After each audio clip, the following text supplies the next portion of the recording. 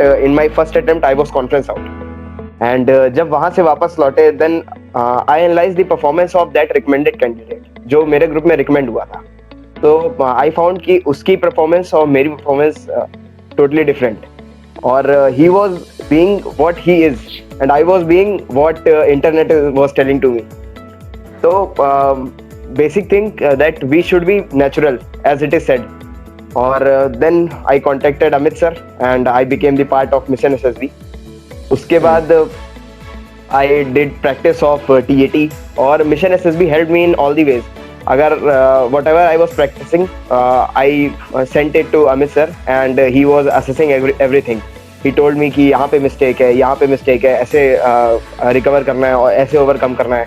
So I listened to his points and I included that in my preparation, and that is how Mission SSB helped me.